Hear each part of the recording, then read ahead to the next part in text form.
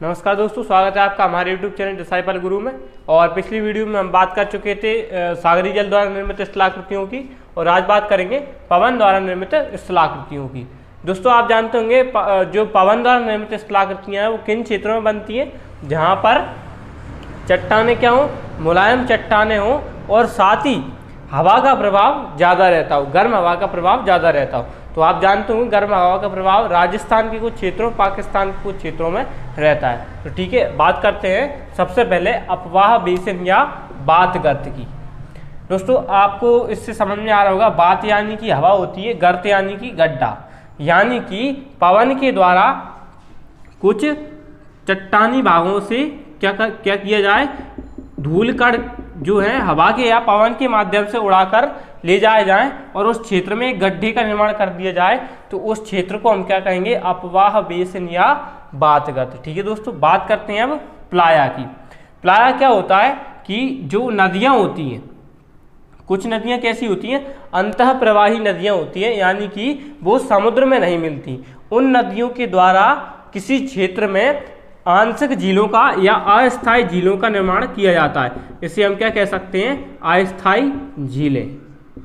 इन अस्थायी झीलों का निर्माण किया जाता है किसके द्वारा, अंतः प्रवाही नदियों के द्वारा।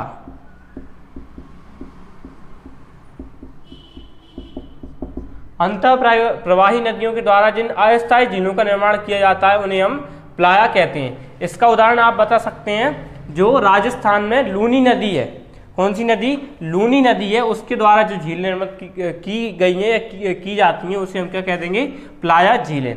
इसके बाद बात करते हैं छत्रक सेल या मशरूम या गारा।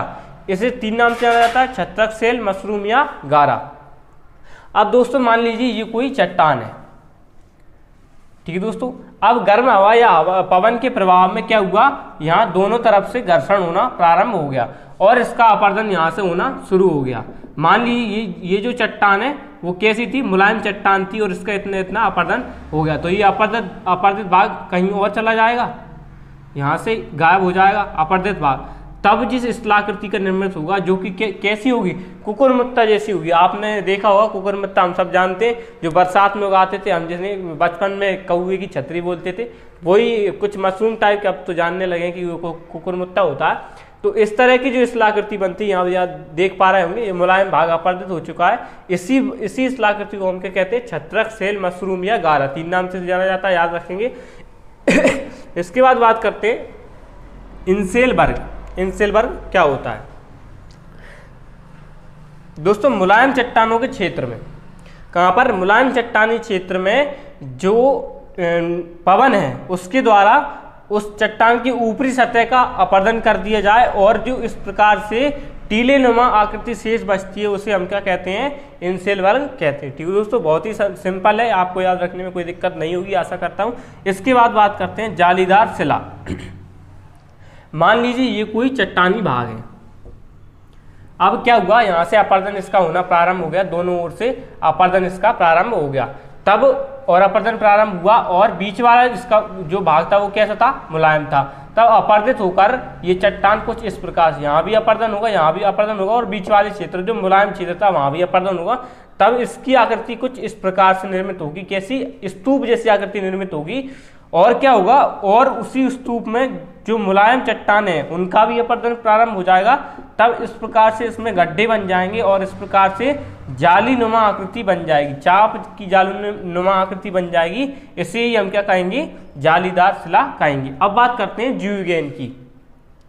जीवगेन क्या होता है, जब चट्टानी भाग, जब किसी चट्टान में कुछ भाग मुलायम हो, जो चट्टानी भाग में कुछ भाग कैसा हो, मुलायम हो, और उस मुलायम भाग का अपरदन पवन द्वारा कर दिया जाए, तब दबात नुमा, दबात आपने देखी होगी जिसमें इंक भरी जाती है, दबात नुमा इस प्रकार से संरचना का निर्माण हो जाता है। इसे हम क्या कहेंगे, जीवगेन कहेंगे। आपसे 3 मार्कर में पूछा जा सकता है या फिर आपसे 5 नंबर में ही पूछा जा सकता है कि पवन द्वारा निर्मित स्थलाकृतियों का वर्णन कीजिए, या 3 मार्कर में पूछा जा सकता है कि कोई 3 पवन द्वारा निर्मित स्थलाकृतियों के नाम लिखिए, तो आप इनमें से किसी एक का नाम किसी 3 का नाम लिख देंगे।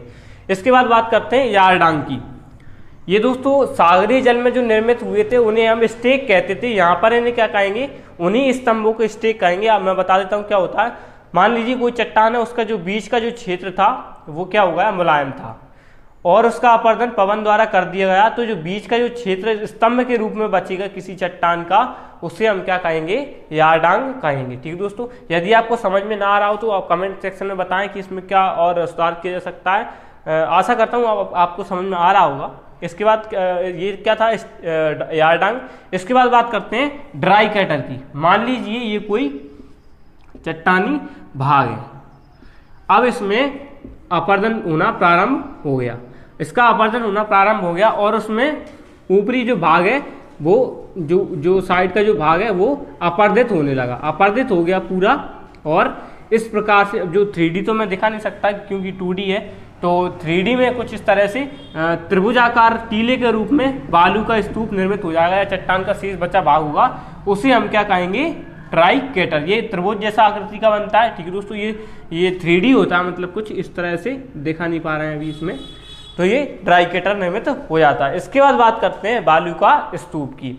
बालू का मतलब आप जानते होंगे रेत होता है, स्तूप का मतलब टीला होता है। तब बालू के कणों द्वारा जिस टीले का निर्माण कर दिया जाता है उसे हम क्या कह देंगे, बालू का स्तूप कह देंगे। ठीक है दोस्तों, तो आपको ये सब समझ में आ गया होगा। एक बार फिर से रिवाइज कर देते हैं। अब्बा बेसिन, बात कर, प्लाया, छत्रक सेल, मशरूम गारा, इंसेल वर्ग, जालीदार शिला, ज्यूगेन, यारडांग, डाइकेटर और बालू का स्तूप। चलिए दोस्तों, अब आगे बात करते हैं कुछ और स्थलाकृतियों की।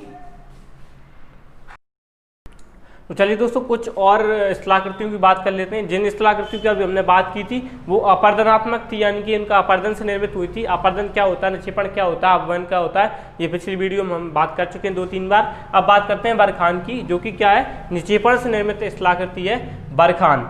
दोस्तों, आपने मरुस्थलीय क्षेत्रों में कुछ बालू के इस प्रकार से इस टीले के रूप में देखे होंगे, कुछ इस प्रकार से स्थलाकृतियों को देखा होगा, जिनमें क्या होता है, सींग जैसी संरचना का निर्माण होता है। क्या होती है, चापाकार होती है और सींग जैसी संरचना का निर्माण होता है, उससे हम क्या कहेंगे, क्या कहेंगे, बरखान कहेंगे। इस एग्जाम में कैसे लिखेंगे, बालू स्तूप, बालू या रेत के द्वारा मरुस्थलीय क्षेत्रों में सींग जैसी आकृति का निर्माण हो जाता है, चापाकार सींग जैसी आकृति का निर्माण हो जाता है, इसे हम क्या कहेंगे, इसे हम बरखान कहेंगे। ठीक है दोस्तों, अब बात करते हैं पेडीमेंट की। मान लीजिए ये मरुस्थलीय भागों में कोई पर्वत है, अब पवन जब इससे टकराएगी या हवा इससे टकराएगी तो क्या होगा, इसके जो ऊपरी सतह है वो क्या होने लगेगी, अपर्दित होने लगेगी, और सतह या जो इसकी गिरिपद कहते हैं इस क्षेत्र को, पर्वत के पास वाले क्षेत्र को गिरिपद, वहाँ पर एकत्रित होने लगेगी। तो इसे जो एकत्रित होने से स्थलाकृति का निर्माण होगा, इसे हम क्या कहेंगे, पेडीमेंट कहेंगे। ठीक है दोस्तों, अब बात करते हैं लोएस। लोएस क्या होते हैं दोस्तों, मरुस्थलीय क्षेत्रों में जो बालू के कण होते हैं उनके द्वारा कई मैदानों का निर्माण किया जाता है, बड़े बड़े मैदानों का निर्माण कर दिया जाता है, किसके द्वारा, निक्षेपण के द्वारा, बालू कणों के निक्षेपण के द्वारा। उसी मैदानों को हम क्या कहेंगे, लोएस कहेंगे। आपने देखा होगा, इसका सबसे अच्छा उदाहरण है चीन का लोएस मैदान, जो पाकिस्तान क्षेत्रों में अभी इस समय गर्मियों के समय लू चलती है, और उसके माध्यम से क्या होती है, जो बालू के कण हैं वो उड़कर पश्चिम जो पूर्वी भागों में जाने लगते हैं, जिससे क्या हुआ है, चीन का लोएस का मैदान बना है, जो क्या है, बालू से निर्मित मैदान है। इसी मैदानों को हम क्या कहेंगे, लोएस का मैदान कहेंगे। तो ठीक है दोस्तों, इस प्रकार से अपर्दन और निक्षेपण, दो प्रकार से स्थलाकृतियों का निर्माण होता है। आपसे एग्जाम में पूछा जा सकता है, अपर्दन का भी पूछ सकते हैं कि अपर्दन से निर्मित स्थलाकृतियां बताइए, या फिर ऐसा पूछ सकते हैं कि निक्षेपण से निर्मित निक्षेपण के कारण पवन द्वारा निर्मित स्थलाकृतियों के बारे में बताइए। तो आप इस प्रकार से बता देंगे। इनका चित्र तो बनाना वहाँ पर संभव नहीं होता, 3 मार्कर में आए तो आप इनका नाम ही सिर्फ लिख देंगे, या इसका उदाहरण पूछें तो उदाहरण आप लिख देंगे। तो इस तरह से आज हमने कंप्लीट किया पवन द्वारा निर्मित स्थलाकृतियों की। आगे बात करेंगे अगली वीडियो में हिमानी द्वारा निर्मित स्थलाकृतियों की। तब तक के लिए आज्ञा दीजिए, नमस्कार।